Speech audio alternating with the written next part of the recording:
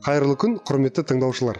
Мен Шаяхмет Нұрдәулет Таңатұлы, инновациялық технологиялар және ғылыми жаратылыстану гуманитарлық пәндерін оқыту әдістемесі кафедрасының аға оқытушысымын. Және сіздерді бүгін институттың жұмысымен таныстырып өтемін.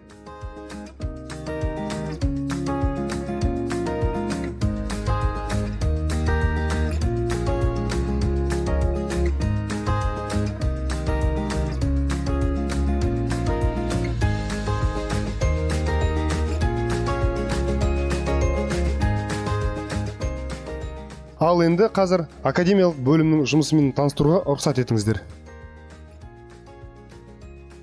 Айта кететін жайт. Академиялық бөлім институттың ең маңызды бөлімдерінің бірі. Себебі академиялық бөлім біліктілікті арттыру курстарының ұйымдастыруымен айналысады.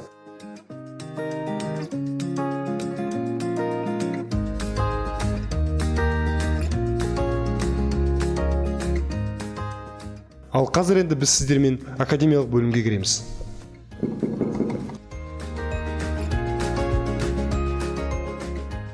Өздеріңіз көріп тұрғандай, бөлімде өте қызулы жұмыс жүріп жатыр.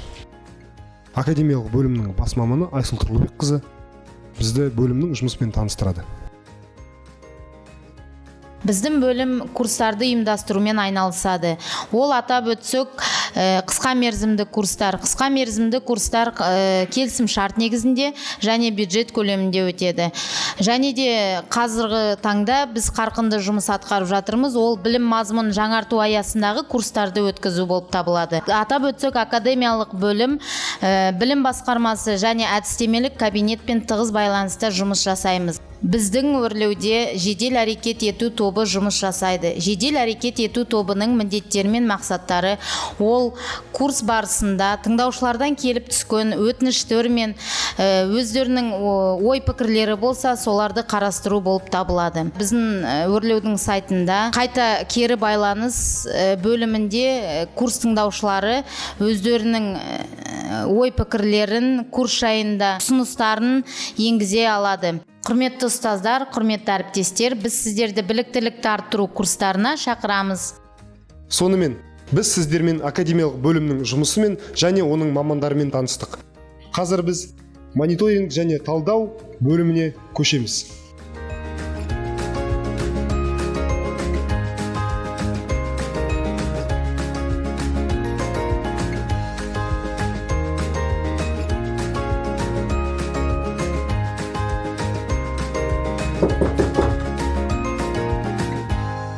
Ал енді біз мониторинг және талдау бөлімінде тұрмыз. Осы бөлімнің жұмысы жайлы бөлімнің жетекші маманы Қалқаш Сайлауұлы айтып береді. Мониторинг және талдау бөлімі білім беру бағдарламаларының барлық түрлері бойынша біліктілікті арттыру курстарының сапасын зерделеу бойынша қызметін жүзеге асырады. Біліктілікті арттыру курстарының сапасы кіріс және шығыс диагностикасын өткізу жолымен бақыланады. Осы диагностика бөлім мамандарымен курстың бірінші аптасын сейсенбісі және соңғы аптаның бейсенбісі өткізілетіні. Тестілеу жұмысы тыңдаушылардың білім деңгейін анықтау мақсатында және курс қорытындысы бойынша бағдарламаның жекелеген модульдерін игеру деңгейін анықтау мақсатында жүзеге асырылады. Кіріс сауалнамасы педагогтер туралы қосымша ақпарат алу және педагогикалық технологияларын игеру және қолдану деңгейін анықтау үшін өткізіледі. Ал шығыс сауалнамасында 3 бағыт бойынша әр оқытушының жұмысы бағаланады. Сіздердің жауаптарыңыз негізінде дәрістердің, дәріс берушілердің рейтингісі жасалынатын болады. Құрметті әріптестер, сіздер курс өту барысында ақпараттық технологиялар және квалиметриялық әдістерді қолдану арқылы мониторингтік зерттеулерді ұйымдастыру саласындағы кәсіби білімдерін нығайту және қалыптастыру мақсатында біздің бөлімнен тағылымдамадан өтуге шақырамыз. Құрметті әріптестер, сіздерді мониторинг және талдау бөліміне 308-ші кабинетіне күтеміз. сіздерге есігіміз әрқашан ашық. Біз жаңа ғана мониторинг және талдау бөлімінің жұмысын нақтырақ қарастырдық. Ал енді біздің келесі аялдамамыз институтымыздың кітапханасы. Біздің тыңдаушыларымыз үзіліс уақытында шахмат ойынын ойнай алады. Ал мынау қабырғадан елбасы Нұрсұлтан Әбішұлы Назарбаевтың атқарылған еңбектерін көре алады. Ал егер келесі қабырғаға баратын болсақ, филиал директоры Алма Жақынқызы Мұрзалинованың атқарылған жетістіктерін көруге болады. Біз болсақ, кітапханаға бет бұрып жетіп барамыз. Ал енді қазір біз кітапхана, яғни ақпараттық инновациялық орталықтың жұмысымен танысамыз. Кітапхана жұмысымен бізді Құралай Мырзағалиқызы таныстырады. Біздің кітапханада, яғни қазір ақпараттық инновациялық орталықта курс тыңдаушылар үшін көп мүмкіндік жасалған жұмыс істеуге, дәстүрлі және дәстүрлі түрде емес материалдар алуға болады. Дәстүрлі олар кітаптар, оқулықтар, газеттер, журналдар. Дәстүрлі түрде емес олар кабис деген бағдарлама, электрондық оқулықтар, ғаламтор арқылы. Одан басқа бізде рухани жаңғыру бағдарлама жүзеге асыру аясында ұстаздың 100 өзекті кітабы жоба іске асуда. Сіздерді сол жобаға қатысуға шақырамыз. Құрметті әріптестер, артық білім кітапта ерінбей оқып көруге деп ұлы ақынымыз Абай жырлағандай, ерінбей білім алуға асығайық. Бар білімнің патшасының тек кітаптан ғана таба алатынын ұмытпайық. Сондықтан біздің орталығымыздың есігі сіздер үшін әрқашан ашық. Рахмет, Құралай Мырзағалиқызы. Сіздер көріп тұрғандай, өте өзекті кітаптар жайлы, өте өзекті реформалар жайлы Құралай Мырзағали бізде айтып кетті. Ал енді біздің келесі аялдамамыз инновациялық дамуды әдістемелік қамтамасыз ету бөлімі болып табылады.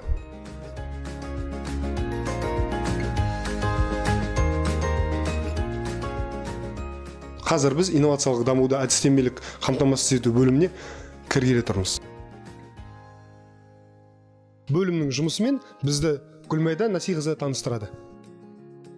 Біздің бөлімнің негізгі қызметі біліктілік арттыру жүйесінің оқу процесін мазмұн жағынан инновациялық жаңарту тұрғысынан әдістемелік қамтамасыз ету болып табылады. Инновациялық дамуды әдістемелік қамтамасыз ету бөлімінен сіз өз материалдарыңызды педагогикалық ізденіс ғылыми әдістемелік журналына орналастыру талаптарын біле аласыз. Екіншіден, білім беру саласындағы облыстық республикалық халықаралық деңгейдегі жоспарлы педагогикалық байқауларына, ғылыми әдістемелік конференциялар және тағы да басқа маңызды іс-шараларға қатысу туралы ақпарат ала аласыз. Сіз өзіңіздің инновациялық тәжірибеңізді қорытындылау туралы кеңестер ала аласыз. Сонымен қатар сіздер курстық дайындық кезінде тағылымдамадан өту мүмкіндігін жіберіп алмаңыз. Бұл инновациялық дамуды әдістемелік қамтамасыз ету бөлімі болды. Өзіміздің саяхатымызды ары қарай жалғастырамыз. Біз әкімшілік ұйымдастыру мәселелері жөніндегі басқармадамыз. Басқарманың жұмысы жайлы Асыл Есмағзиқызы айтады. Әкімшілік ұйымдастыру мәселелері жөнінде басқарманың негізгі міндеттеріне тоқталар болсақ, ол филиал қызметін құқықтық және заң жүзінде қолдауды іске асыру, еңбек қатынастарын басқару және құжаттамаларды ресімдеу болып табылады. Сонымен қатар басқарманың қадағалауында тыңдаушылар мен филиал арасындағы кері байланысты қамтамасыз ету. Осы байланыстың іске асырылуы, мысалы, байқаған боларсыздар, институтта шағымдар мен ұсыныстарға арналған пошта жәшігі жұмыс істейді. Онда түскен хат жазбалар міндетті түрде тіркеліп, олардың орындалуы басшылықтың және біздің басқарманың қадағалауында. Атап өтетін жайт, біз тыңдаушылар мен жергілікті атқарушы және территориалдық органдар арасында диалог жасалуына жағдай қарастырғанбыз. Мысалы, интерактивті қабылдау аймағындағы веб қосымша арқылы тыңдаушылар өздерінің жергілікті органдарға бағытталған сұрақтарын, ұсыныстарын енгізе алу мүмкіндігіне ие. Біз өз жағымыздан сәйкес органдардың мамандарын көтерілген мәселелер бойынша тыңдаушыларға кеңес беру қамтамасыз ету мақсатында курс барысында кездесулер өткізуді ұйымдастырамыз. Аталған міндеттерді орындалуына біз әріптестерімізбен бірге іске асырамыз. Кадр мәселелері бойынша басқарманың бас маманы Темірбекова Жұлсай Оралқызы, бас маман заңгер Семешко Владимир Валерьевич және жетекші маман Сұрағанова Арай Қанатқызы. Асыл Исмағзиқызы, пайдалы ақпаратыңыз үшін көптен көп рахмет. Ал біз ары қарай жылжимыз.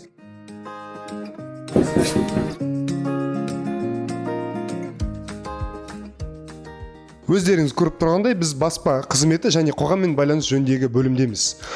Ал бөлімнің жұмысы жайлы нақтырақ Сухраб Ұлан-Батырлы айтып береді. Бөлім қызметінің аспектілерінің бірі институттың баспа қызметі арқылы білім беруді жаңғырту контекстіне Солтүстік Қазақстан облысы мұғалімдерінің курстар мен курсаралық дайындықты және тәжірибелік таратудың тиімді жүйесін құру болып табылады. Сіз филиалдың сараптамасын өтіп, әдістемелік нұсқауларыңызды, ұсыныстарыңызды жариялап, тәжірибеңізбен бөлісе аласыз. Сондай-ақ сіз өзіңіздің материалыңызды филиалдың педагогикалық ізденіс ғылыми әдістемелік журналында жариялауыңызға болады. Оның мақсаты отандық және шетелдік ғылыми педагогикалық тәжірибесімен және Солтүстік Қазақстан облысы мен Қазақстан мұғалімдерінің ең құнды және нақты тәжірибесімен танысу. Материалды филиалдың мастер KZ және білім берудегі балаларға білім беру электрондық басылымдарында орналастырғаны үшін авторға сертификат беріледі. Журналдың мұрағаты мен оны жариялауға қойылатын талаптармен және екі электрондық интернет басылым жарияланым талаптарымен толығырақ ақпарат институттың сайтында орналасқан. Сондай-ақ біздің бөлім бұқаралық ақпарат құралдары мен әлеуметтік желілер арқылы филиал қызметін жүзеге асырады. Өрлеу СқО мұғалімдері Facebook әлеуметтік желісінде Өрлеу СқО бизнес парақшасында өз тәжірибелерімен, әзірлемелерімен және оқытудың жаңа белсенді әдістерімен белсенді бірқатар ерекше тақырыптардан тұратын Өрлеу онлайн ресурс ауқымды жобасының қатысушысы болуыңызды шақырамыз. Солтүстік Қазақстан облысындағы мұғалімдердің қызметін тиімді насихаттау мақсатында филиал Білімді ел республикалық білім беру қоғамдық саяси газетімен тығыз қарым-қатынас жасайды. Білімді ел газеті білім беру саласындағы тәжірибе алмасудың тиімді алаңы болып табылады. Осы мақалада жариялану және филиалдың басылымдарында жариялану туралы толық ақпаратты тәжірибеден өту арқылы алуыңызға болады. Бұл бізде баспа қызметі және қоғаммен байланыс жөніндегі бөлім болды. Ал енді біз өзіміздің соңғы аялдамамызға бет бұрамыз.